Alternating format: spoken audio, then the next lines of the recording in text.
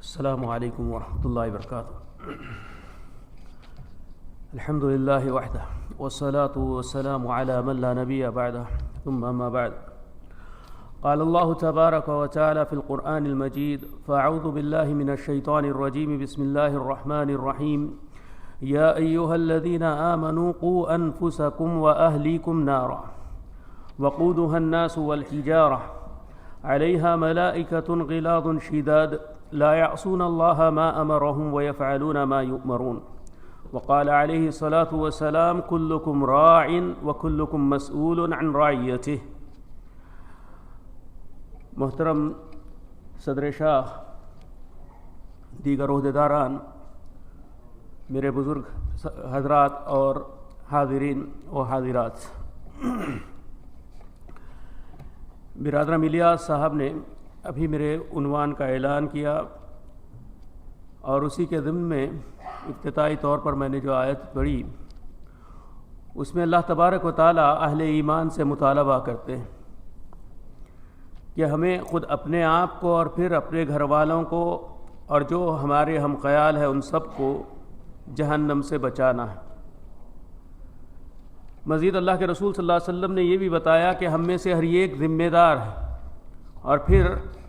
روز قیامت ہم میں سے ہر ایک کو اپنے ذمہ داروں کے تعلق سے جن کی ذمہ داری دی گئی ہے ان کے تعلق سے سوال ہوگا۔ تو نوجوان در حقیقت کسی بھی قوم کا بڑا اہم سرمایہ ہوتا ہے۔ یہ حاضر کے ساتھ ساتھ مستقبل کے بہتر ہونے کی ضمانت انہی نوجوانوں سے ہوتی ہے۔ ان کی اصلاح صرف ایک گھر کی اصلاح نہیں ہوتی ہے، سارے معاشرے کی اصلاح ہوتی ہے، اور ان کا بگاڑ امت کے زوال کا سبب بنتا ہے۔ تو آج سب سے بڑا جو مسئلہ ہمارے سامنے ہے کہ نوجوانوں میں ایک قسم کی دینی بیزاری پائی جا رہی ہے۔ دنیا اس قدر لبھانے والی ہو چکی ہے کہ آخرت کا تصور ذہنوں سے بالکل اوجھل ہوتا جا رہا ہے، اور آسانیاں اس قدر زیادہ ہو گئی ہے اور آسائش اس قدر زیادہ ہو گئی ہے کہ اسی میں ترقی کو حقیقی ترقی سمجھ لیا جا رہا ہے۔ تو ایسی صورتحال میں، حالات کے تناظر میں، آخر اس بڑی پریشانی سے کیسے نجات ملے، اس پر کچھ ایک نگارشات اور کچھ ایک باتیں آپ کے سامنے رکھوں گا۔ سب سے پہلی بات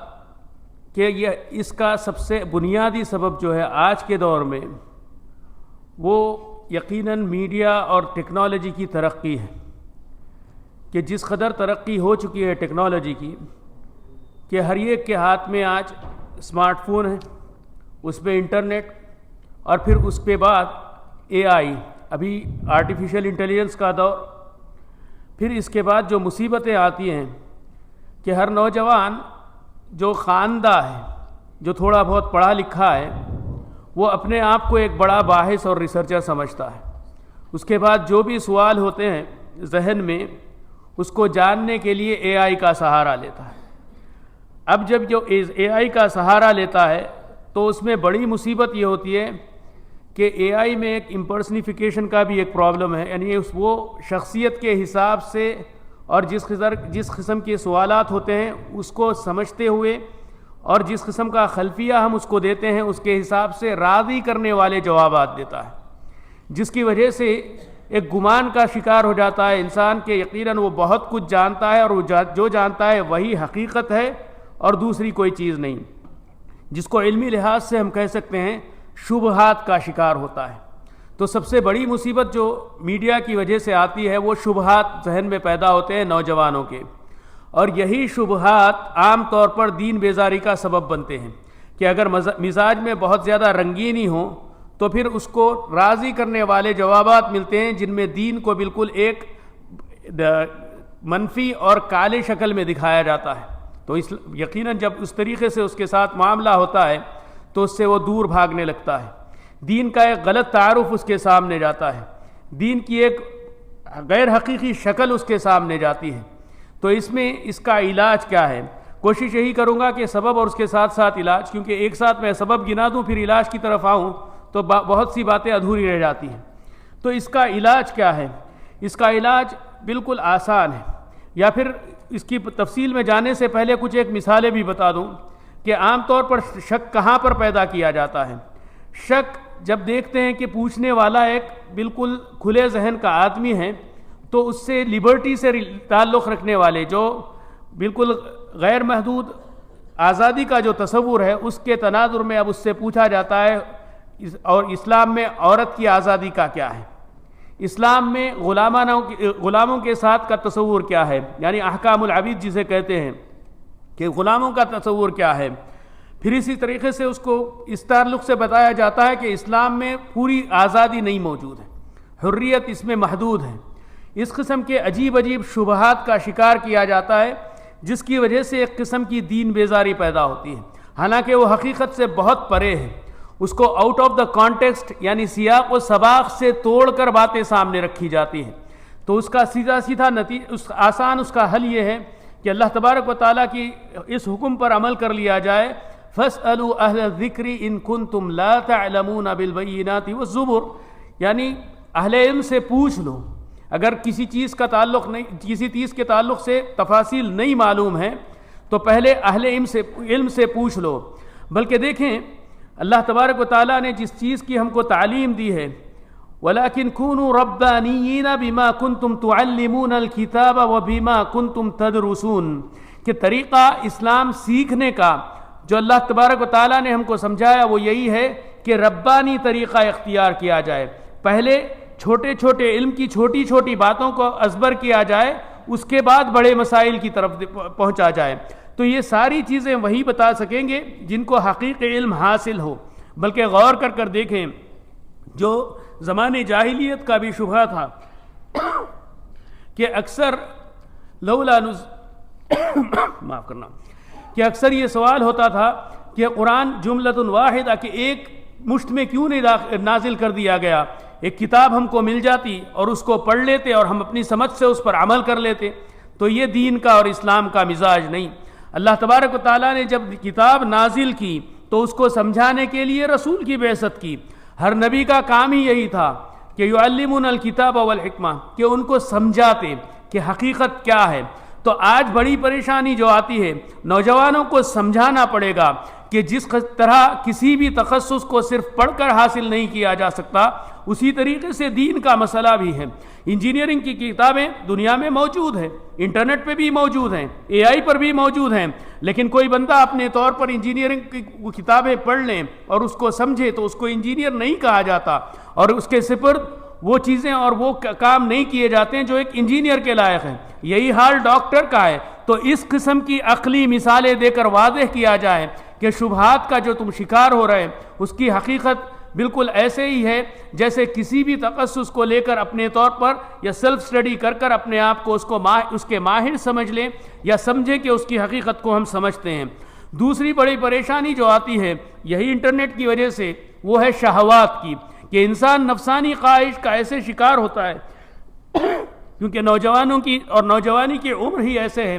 کہ بایولوجیکل طور پر، فطری طور پر انسان کے اندر ایسی تبدیلیاں ہوتی ہیں کہ پھر اس کے شہوات جاگ جاتے ہیں اور پھر وہ اپنی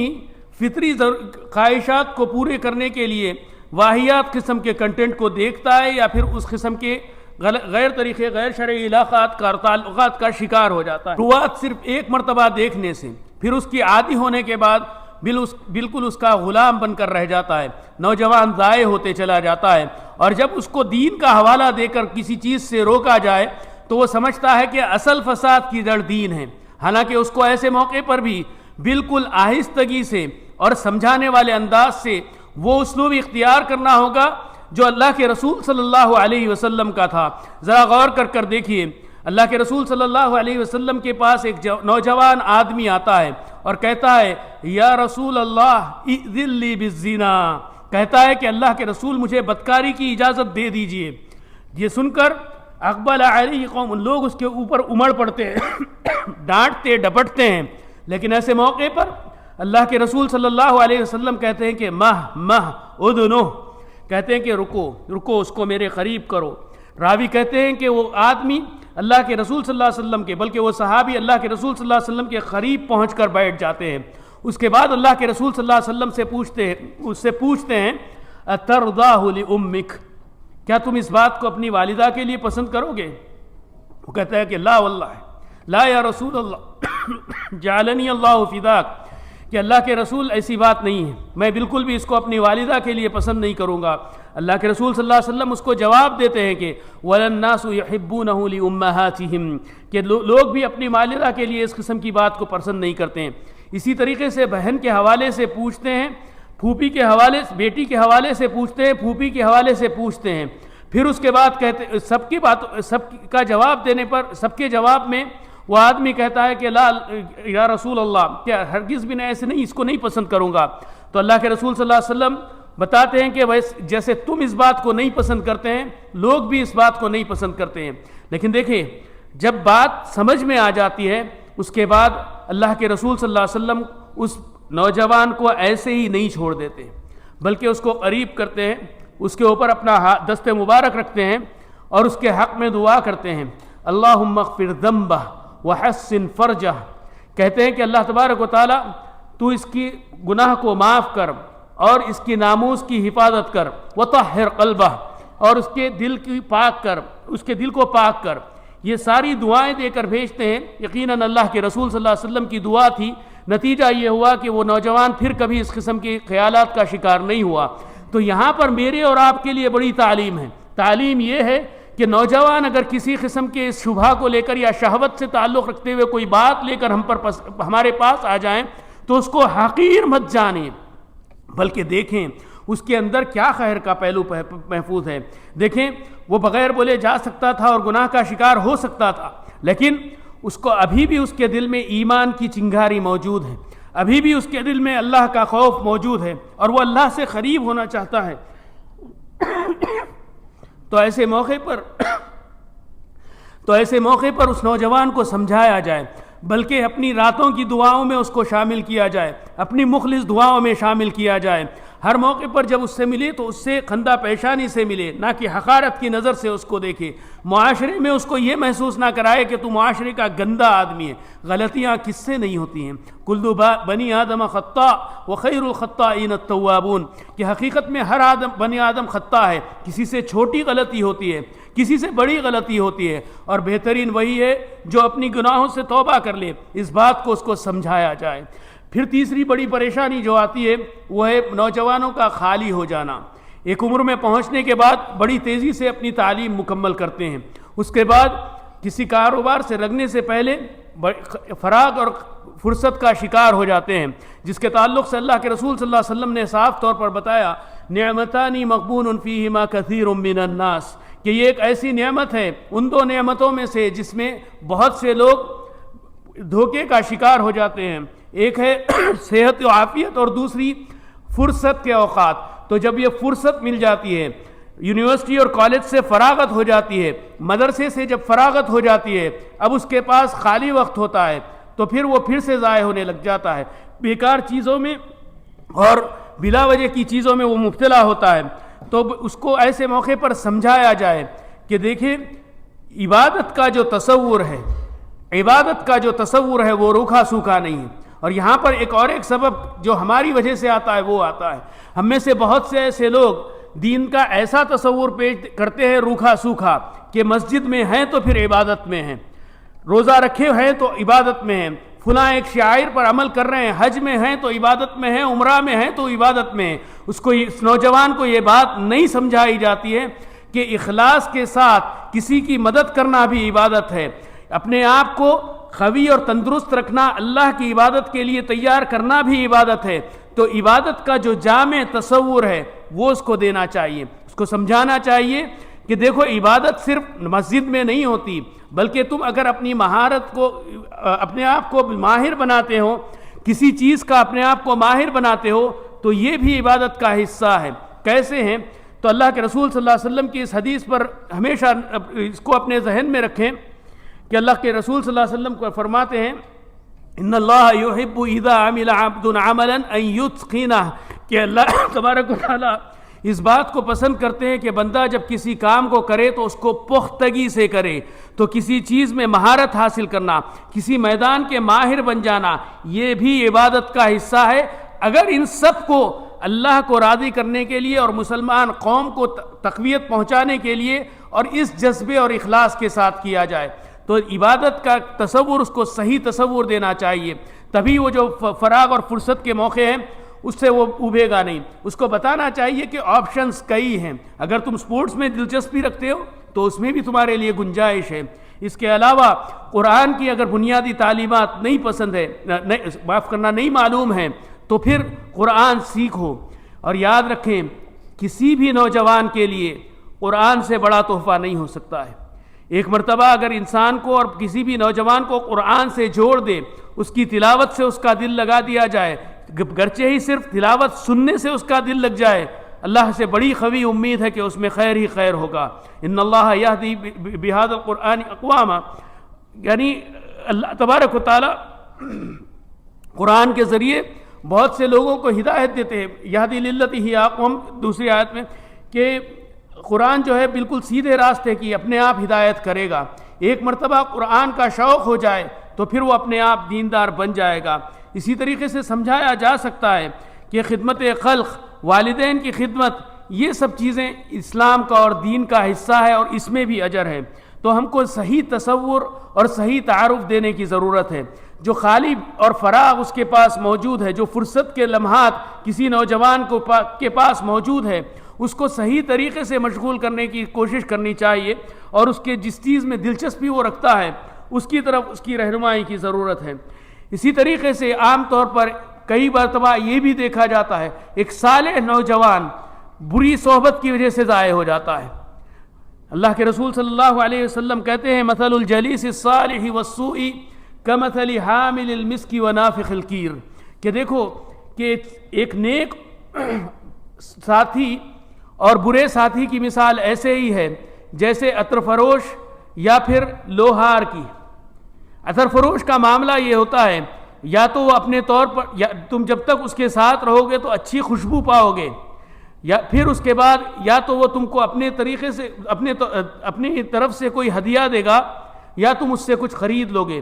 یعنی اس میں اللہ کے رسول صلی اللہ علیہ وسلم صالح صحبت، نیک صحبت کے کیا اثرات ہوتے ہیں اس کو ایک مثال سے سمجھا رہے ہیں کہ نیکی کا معاملہ یہ ہوتا ہے کہ نیک شخص کی صحبت کا معاملہ یہ ہوتا ہے کہ کبھی انسان صرف نیک آدمی کے اعمال کو دیکھ کر متاثر ہو کر خود بھی نیک ہو جاتا ہے،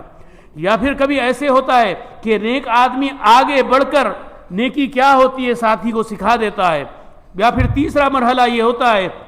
کہ جو ساتھی ہوتا ہے وہ خود آگے بڑھ کر نیک آدمی سے نیکی کے کام سیکھ لیتا ہے۔ تو صحبت اگر درست ہو جائے، نوجوانوں کی صحبت کس کے ساتھ اٹھنا بیٹھنا ہے اس پر اگر ہماری نظر ہو اور اس کو ہم اگر درست کر لیں تو اس میں بڑا خیر ہے۔ اس کے مقابلے میں اگر کوئی بری صحبت ہو تو پھر دو ہی چیز ہو سکتی ہے، یا تو اس سے بدبو آئے گی، جس طریقے سے لوہار کی مثال میں اللہ کے رسول صلی اللہ علیہ وسلم کہتے ہیں، یا تو اس سے بدبو آئے گی یعنی اس کے بدکاریوں کا اور بدعملیوں کا یہ بھی شکار ہوگا، یا پھر اس کا کپڑا جلتا ہے، یعنی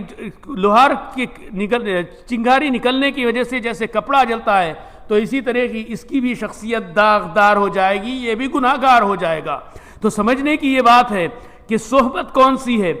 کن لوگوں کے ساتھ اٹھنا بیٹھنا ہے، کیسے افکار کا یہ شکار ہو رہا ہے، اس پر ہماری نظر ہو اور اس کی اصلاح ہم کو کرنے کی فکر ہو۔ پھر اس کے بعد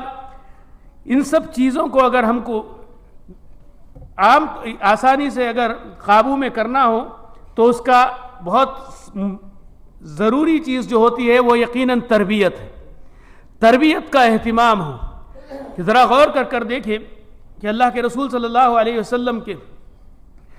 سے نواس بن سمعان رضی اللہ تعالیٰ عنہ روایت کرتے ہیں کہ ایک موقع پر انہوں نے اللہ کے رسول صلی اللہ علیہ وسلم سے پوچھا کہ مل بر و مل اثم، کہ نیکی اور گناہ کیا ہے؟ اللہ کے رسول صلی اللہ علیہ وسلم نے جواب دیا الاثم ما حاک فی صدرک وکرہت فی نفسک وکرہت ان یطلع علیہ الناس،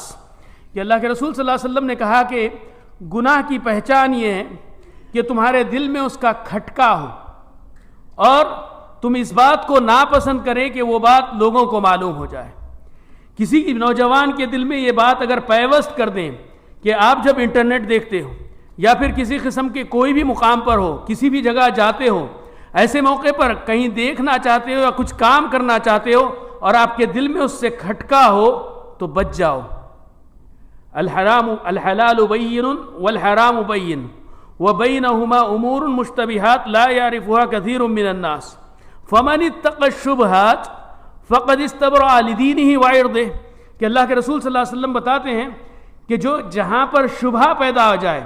جہاں پر کھٹکا پیدا ہو جائے، اس سے اگر کوئی اپنے آپ کو بچا لیتا ہے تو وہ اپنے دین کی بھی حفاظت کر لیتا ہے اور اپنی عزت و آبرو کی بھی حفاظت کر لیتا ہے۔ تو نوجوان کو اس بات کو سمجھایا جائے۔ اسی کو اللہ کے رسول صلی اللہ علیہ وسلم نے ایک دوسری حدیث میں واعظ اللہ فی القلب سے تعبیر کیا کہ یاد رکھیں اگر ہم اہل ایمان ہیں، مومن ہیں، ہم کلمہ توحید کا اقرار کرنے والے ہیں، کسی مسلمان گھر میں رہنے والے ہیں، تو ہمارے دل میں کہیں نہ کہیں ایمان کی چنگاری ضرور ہوگی۔ وہی واعظ اللہ فی القلب ہے، وہی نفس لوامہ ہے، وہی چیز ہم کو گناہوں سے روکنے والی ہے۔ تو نوجوانوں کو بتایا جائے کہ اللہ کا انعام ہوا ہے کہ تم مسلمان گھر میں پیدا ہوئے، اب تم پر ضروری ہے کہ جہاں پر تم کو کھٹکا ہو اس میں آگے نہ بڑھے۔ یہی گناہ کی پہچان ہے، کیونکہ جیسے میں بتا چکا گناہ کی شروعات ہوتی ہے صرف ایک مرتبہ دیکھنے، ایک مرتبہ کرنے سے، پھر اس کے بعد وہ اس کا عادی ہوتا ہے اور اس کے بعد اس کا بالکل غلام بن کر رہ جاتا ہے، یعنی جتنا بھی چاہے نفس لوامہ اس کو جواب دے دے یا پھر روکے، وہ رکتا نہیں، اور پھر حالت یہ ہو جاتی ہے کہ جیسا کہ اللہ کے رسول صلی اللہ علیہ وسلم کہتے ہیں کہ دل پر گناہ ایک سیاہ نقطے کی طرح شروعات ہوتی ہے، پھر اس کے بعد وہ نقطے اس قدر بڑھتے ہیں کہ سارا کا سارا دل کالا ہو جاتا ہے، تو پھر نفس لوامہ خاموش ہو جاتا ہے، واعظ اللہ فی القلب مر جاتا ہے۔ تو اس کیفیت پہ آنے سے پہلے ہم کو اپنے بچوں کی تربیت کی فکر کرنی چاہیے اور اس کو سمجھانا چاہیے۔ پھر ایک اور غلطی ان کی تربیت میں یہ ہوتی ہے کہ جب ہم ان کو دین کا تعارف کرواتے ہیں تو اکثر اس میں یہ مت کرو، یہ چیز حرام ہے، ایسے نہ کہو، وہاں پر مت جاؤ، ایسے نہ بولو، یعنی نفی اور نہ کرو پابندیاں اس میں زیادہ سامنے رکھتے ہیں، بلکہ ہم کو ہونا چاہیے کہ مثبت انداز میں دین کا تعارف کروائیں، بتائیں کہ اللہ رحیم ہے، بتائیں کہ اللہ کون ہے، اللہ غفور ہے، بتائیں کہ اللہ تبارک و تعالیٰ کس قدر علیم ہے، کس قدر قدیر ہے، کس قدر ہمارے سے محبت کرنے والا ہے۔ بتانا ہوگا کہ اللہ تبارک و تعالیٰ کیسے ہم جو کوئی اس کے دین کے لیے کام کرتے ہیں اس کی مدد کرتا ہے، ان تنصروا اللہ ینصرکم۔ بتانا ہوگا کہ کیسے اللہ تبارک و تعالیٰ اپنی مخلوق کو زندہ رکھتا ہے۔ بتانا ہوگا کہ توبہ کیا ہے، توبہ کیسے کی جاتی ہے، کہ گناہ تو ہو جاتے ہیں لیکن مایوس ہونے کی ضرورت نہیں ہے۔ اسی میں دیکھیں اکثر ہم سے یہاں پر بھی پریشانی ہوتی ہے کہ کبھی کبھار نوجوان اپنی کوئی گناہ کو، جس کے اندر صالحیت ہوتی ہے، خیر کا جذبہ ہوتا ہے، جب کوئی گناہ کرتا ہے تو بہت مایوس ہو جاتا ہے، بہت مایوس ہو جاتا ہے، اور پھر یہی مایوسی اس کو شیطان کے چنگل میں ڈال دیتی ہے اور شیطان کی فساد کا شکار ہو جاتا ہے۔ اس کو ایسے موقع پر سمجھانا ہوگا کہ اللہ تبارک و تعالیٰ کہتے ہیں قُلْ يَا عِبَادِيَ الَّذِينَ أَسْرَفُوا عَلَىٰ أَنفُسِهِمْ لَا تَقْنَطُوا مِن رَحْمَةِ اللَّهِ إِنَّ اللَّهَ يَغْفِرُ الذُّنُوبَ جَمِيعًا، کہ سمجھو اس بات کو کہ اللہ تبارک و تعالیٰ سارے کے سارا گناہ معاف کرنے والا ہے، کتنے بھی بڑے کیوں نہ ہوں اللہ تبارک و تعالیٰ ان سب کو معاف کرنے پر قادر ہے۔ ذرا غور کر دیکھیے ابو طویل شطب ابن ممدود رضی اللہ تعالی عنہ وہ کہتے ہیں کہ میں اللہ کے رسول صلی اللہ علیہ وسلم کے پاس آیا اور ان سے پوچھا کہ اللہ کے رسول صلی اللہ علیہ وسلم ذرا بتائیے کہ اس آدمی کے تعلق سے جس نے ہر قسم کا گناہ کیا ہے کیا وہ اس کے لیے بھی توبہ ہے، اور وہ ایسے گناہ کیا ہے کہ کوئی بھی چھوٹا یا بڑا گناہ نہیں ہے اس کو کر چکا ہے، کیا اس کے لیے بھی توبہ ہے؟ تو اللہ کے رسول صلی اللہ علیہ وسلم نے ان سے سوال کیا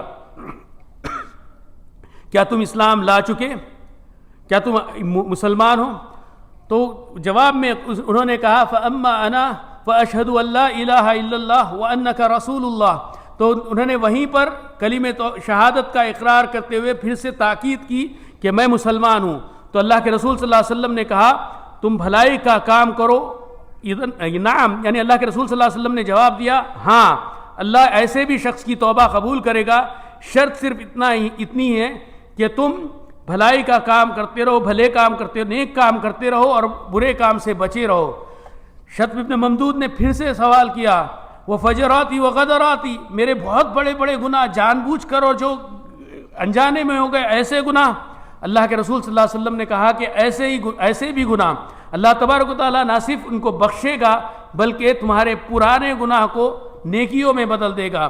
الا من تاب وآمن وعمل عملا صالحا فَأُولَٰئِكَ يَتُوبُ اللَّهُ عَلَيْهِمْ وَيُبَدِّلُ اللَّهُ سَيِّئَاتِهِمْ حَسَنَاتٍ کہ اللہ تبارک و تعالیٰ گزشتہ گناہوں کو نیکیوں میں بدلے گا. تو اس لیول تک اور اس مقام تک کی اس کو بات سمجھائی جائے, بتایا جائے کہ گناہ ہو جانا کوئی بری بات نہیں ہے, گناہ کے بعد توبہ نہ کرنا یہ تم کو گناہ کا شکار کرے گا اور تم کو اللہ کی رحمت سے دور کرے گا. اگر تم توبہ کرتے ہو تو اتنا فائدہ ہوگا کہ اللہ تبارک و تعالیٰ غفور الرحیم ہے. اس کی غفور ہونے کی بات یہ ہوگی کہ وہ گناہ معاف کر دے گا, لیکن وہ رحیم ہے, لہٰذا اپنی رحیمیت کا تقاضا, اللہ کی رحیمیت کا تقاضا یہ ہوگا کہ تمہارے پرانے گناہ کو بھی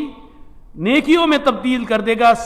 شرط صرف اتنی ہے کہ اپنے نیک کاموں کو جاری رکھو. تو یہ ساری باتیں اس کو سمجھانی ہوگی. پھر اسی طریقے سے کبھی کبھار ہمارے تعامل کی وجہ سے نوجوان بفر جاتا ہے. جب کوئی غلطی کر آتا ہے تو بڑے سختی سے ہم پیش آتے ہیں, تو پھر اس سے بھی ہم کو بچنے کی ضرورت ہے. اسی طریقے سے ہمارے پاس جو اچھے نمونے ہیں ان کو سامنے رکھنا ہے. لَقَدْ كَانَ لَكُمْ فِي رَسُولِ اللَّهِ أُسْوَةٌ حَسَنَةٌ. اللہ تبارک و تعالیٰ نے اس بات کو بتا کر ہم کو سمجھایا ہے کہ تربیت میں یہ چیز شامل ہونی چاہیے کہ جو نیک نمونے ہیں, نیک انسان ہیں, ان کو بتائیں, ان کی مثال دے کر سمجھائیں. تو یہ بھی ایک چیز ہو سکتی ہے. اسی طریقے سے جو آخری بات ہوتی ہے کہ انسان کتنا بھی کر لے, جب نوجوان اپنی جوانی میں پہنچتا ہے تو اس کے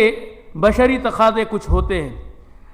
تو یہ بڑی ذمہ داری کے ساتھ اور بڑے سوچ سمجھ کر کہہ رہا ہوں یہ بات کو کہ کوشش ہونی چاہیے کہ بچے جیسے جوان ہوں تو ان کے نکاح کا انتظام کریں. یہ ایک بڑی ذمہ داری ہمارے اوپر آتی ہے,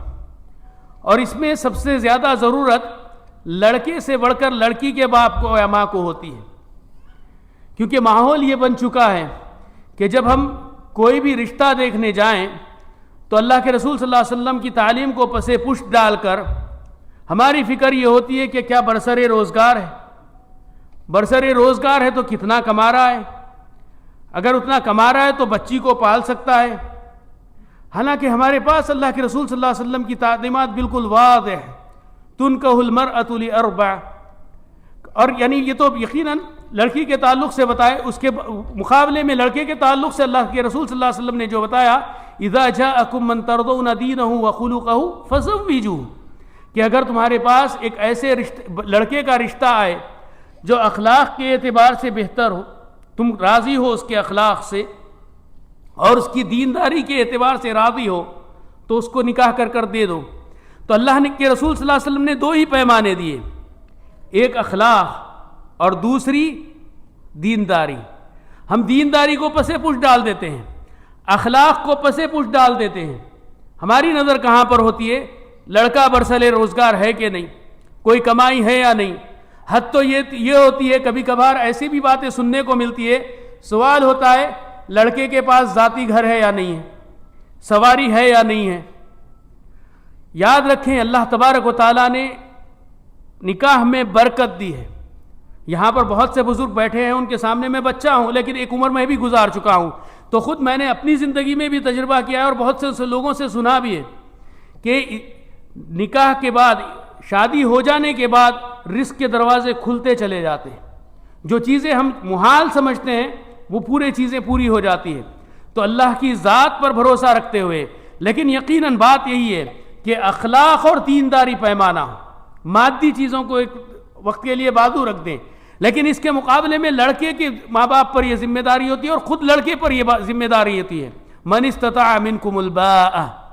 دیکھ لے, مالی اور جسمانی صحت کے لحاظ سے دیکھ لے, یہ یقیناً وہ اس کی امانت داری اور یہ دینداری کا حصہ بھی ہے. تو بتانا یہی چاہ رہا تھا کہ جب وقت پر شادی نہیں ہوتی ہے, یہی بھی کئی بار بچوں کے بگاڑ کا سبب بنتا ہے. اور اللہ کے رسول صلی اللہ علیہ وسلم کی جو تعلیمات لڑکی کے تعلق سے بتائی گئی, لڑکی کے اختیار میں, کہ وہاں پر بھی اللہ کے رسول صلی اللہ علیہ وسلم نے بتایا کہ معاشرے کا عام حال یہ ہوتا ہے کہ وہ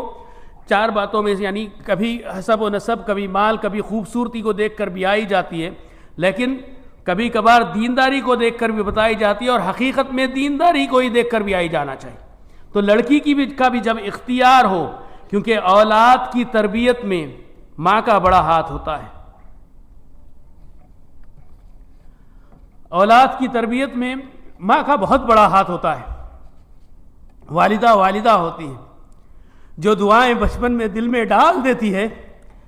شعور اور لاشعوری طور پر حفاظت بھی کرتے ہیں اور زبان سے نکلتی ہیں. اللہ ماؤں کی حفاظت کرے. تو بچے یعنی شادی کے موقع پر خیال ہو، بچے کو بھی خیال ہو، بچے کے والدین کو بھی خیال ہو کہ ہم اپنی آنے والی نسل کی تربیت کرنے والی کو لا رہے ہیں، تو وہاں پر بھی دینداری اصل بنیاد ہو. پیسہ، خوبصورتی، حسب نسب وقت کے ساتھ ہوا ہو جاتے ہیں. بڑے حسب و نسب سے تعلق رکھنا کوئی ضمانت نہیں ہے کہ اچھے اخلاق کی ہوگی، اور کوئی ضمانت نہیں ہے کہ وہ حسب و نسب کا خیال رکھے گی. دیندار ہوگی تو یقیناً خیال رکھے گی. اسی طریقے سے خوبصورت کتنی بھی ہو، جب بوڑھی ہوگی تو اس کی خوبصورتی ختم ہو جائے گی، اور مال و دولت کسی کے پاس رہی نہ رہنے والی ہے. مال و دولت اگر دینداری کے ساتھ ہو تو پھر اس میں خوبی ہے، ورنہ وہ بھی ایک بڑا وبال ہے. تو بتانا یہی چاہ رہا تھا کہ نوجوانوں کے بگاڑ کا جو سبب بنتا ہے، فرصت کے بعد یہ بھی چیز ہوتی ہے کہ ہم ان کی مائیں ان کی تربیت میں ناکام رہتی ہے، جس کے اثرات بڑے ہونے کے بعد دیکھنے کو ملتے ہیں. تو یہ کچھ باتیں تھی ذہن میں جس کو میں آپ کے سامنے رکھنا چاہ رہا تھا. مختصر اور خلاصے کے طور پر کہوں تو شبہات، شہوات اور تربیت، ان میں اگر کوئی چیز اونچ نیچ ہو جائے تو وہیں پر سارا بگاڑ آتا ہے. بس آخری میں یہ چیزیں بات ایک مختصر طور پر بتا دوں کہ اگر ان سب چیزوں کا علاج کرنا ہو تو پھر اس کا علاج یہی ہو سکتا ہے کہ سب سے پہلے بچوں کی ایمان کی فکر کی جائے، بچوں کی دینی تربیت کی فکر کی جائے. بچپن میں اگر دینی تربیت ہو جائے تو پھر جوانی میں بگڑنے کے امکانات بہت کم ہو جاتے ہیں. اس کے بعد جب بچے جوان ہوں، عقل مند ہوں، تو ان کے ساتھ بیٹھ کر گفتگو کی جائے، ان کے مسائل کو سنا جائے، ان کے ساتھ اس بردباری کے ساتھ ان کو سمجھانے کے انداز میں بات کی جائے. حکم دیتے رہیں گے، جب بچہ جوان ہو اور اس کو حکم دیں گے تو اس میں ضد پیدا ہوگی، اس میں اور بگاڑ ہوگا. لہٰذا وہاں پر صحیح طریقہ یہی ہوتا ہے کہ اس سے بات چیت کرنا چاہیے. پھر بچے جو چیزیں یا پھر نوجوان ہمارے سامنے جو بات لے کر آتا ہے اس کی حقیقت کو سمجھیں، کیا وہ شبہے کی قبیل سے ہے یا پھر اس کی شہوت کی قبیل سے ہے. اگر شبہے کی قبیل سے ہے تو پھر اس کو علماء کی طرف رہنمائی کریں، نہ کہ انٹرنیٹ کی طرف رہنمائی کریں. اور اگر وہ شہوت سے تعلق رکھنے والی ہے تو اگر شادی نہیں ہوئی تو شادی کرائیں یا پھر روزے رکھائیں. یہ سب چیزیں اس کی علاج ہے. پھر اسی طریقے سے بچوں کو اٹھنے بیٹھنے کو نیک لوگوں کے انتظامات کرائیں، اس کو اپنے ساتھ مسجد لے جائیں، دینی محفلوں میں لائیں. بچے کو گھر میں اکیلا مت چھوڑ دیں. ہم تو آ جاتے ہیں مسجد کو لیکن بچے کو چھوڑ دیے، ایسی کیفیت نہ ہو. اور یہاں پر یہی بات عورتوں پر بھی لازم ہوتی. بچیوں کو اپنے ساتھ ہر نیک کام میں شامل کریں، جہاں پر گنجائش ہے وہاں پر لے جائیں. اور اسی طریقے سے بچوں کو موٹیویٹ کر کر ان کے سامنے کوئی ایک ایم رکھے. بغیر مقصد کی زندگی، ایم لیس جو زندگی ہوتی ہے، مقصد اور ہدف سے خالی جو زندگی ہوتی ہے، اس میں سوائے تباہی کے کچھ نہیں ہوتی. ذرا غور کر دیکھیں آج کا جو ماحول ہے اس میں جو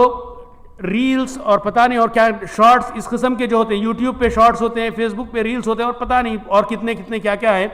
تو اس میں ہوتا کیا ہے؟ تشتت ذہنی اور کچھ نہیں ہے. انسان کو وہم یا پھر ہر قسم کی فیلڈ کے اللہ تبارک و تعالی ہم کو حکم دیتے ہیں وَلَا تَقْفُ مَا لَيْسَ لَكَ بِهِ عِلْمٍ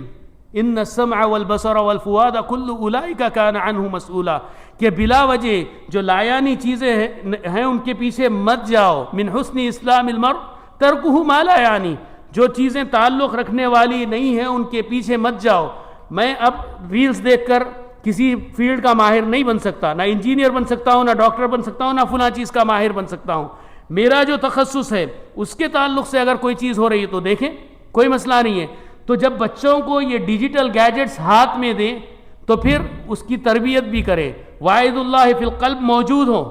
اور دوسری چیز ان پر نگہبانی ہو، اور ساتھ میں ان کے ساتھ بیٹھ جائیں، کوئی مسئلہ نہیں، اور ان کو صحیح طریقے سے گائیڈ کرے. تو ان کے سامنے کوئی ہدف اور کوئی صاف راہ سامنے رکھے، اور ہرگز بھی ان کی اصلاح سے مایوس نہ ہو. اور سب سے آخری بات کہ ہم سب سے پہلے اپنے آپ کو ان کے لیے ایک مثال بنانے کی کوشش کریں. اگر میں اپنے بچے کو کہتا رہوں کہ نماز پڑھ اور میں خود نماز نہ پڑھوں تو میں بالکل بہت بڑا گناہ بھی کر رہا ہوں. لم تقولون ما لا تفعلون کبر مقتا عند اللہ ان تقولوا ما لا تفعلون. تو یہی آخری بات کے ساتھ کہ اگر ہم کو نوجوانوں کی اصلاح کرنی ہے تو خود اپنے آپ کی اصلاح کرنی ہے. میں اپنی بات کو ختم کرتا ہوں اور اللہ سے دعا کرتا ہوں کہ اللہ تبارک و تعالی ہم تمام کو نیکی کے راستے پر چلنے کی توفیق دے, نوجوانوں کی حفاظت کرے, اسلام اور مسلمانوں کو عزت بخشے. آمین. وآخر دعوانا ان الحمد للہ رب العالمین.